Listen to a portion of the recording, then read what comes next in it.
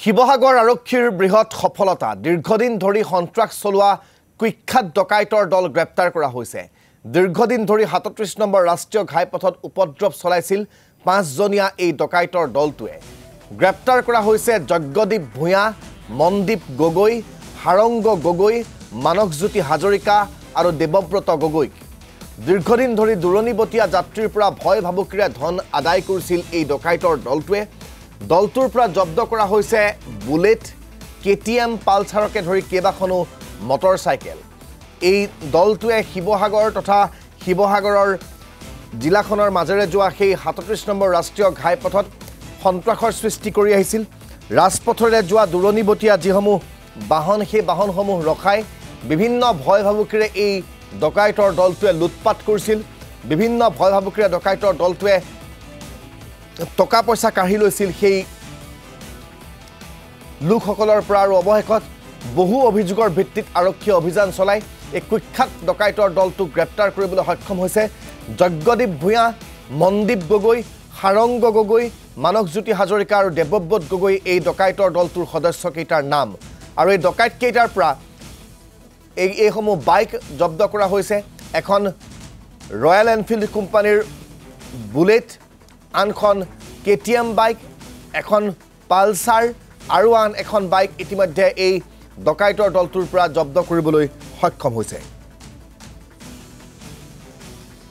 আমাৰ হাতত এটা খবৰ আছিলে যে আজি কিছুদিনৰ পৰা এটা দলে প্ৰায় ৪-৫ জনীয়া ল'ৰা এটা দলে নিশাৰ ভাগত ৰাতি প্ৰায় ১১টা ১২টা ১টা বজাত তেনেকুৱা টাইমত তেওঁলোকে জমা হয় গাড়ী ৰখাই পেলাই তেওঁলোকে যি গাড়ী হওক পেচেঞ্জাৰ ভেহিকেলো ৰখায় কেতিয়াবা কমাৰ্চিয়েল ভেহিকেলছো ৰখাই পেলাই তেওঁলোকে পইচা ধন দাবী কৰে আৰু মৃত্যু ভাবুকি দিয়ে তেনেকৈ ধৰণৰ ভাবুকি দি পেলাই তেওঁলোকে পইচা ধন দাবী কৰি আহি আছিল আমি খবৰটো পাই আছিলোঁ সেই খবৰৰ ভিত্তিতে যোৱা নিশা আমাৰ শিৱসাগৰ থানাৰ পৰা সদৰ আমাৰ OC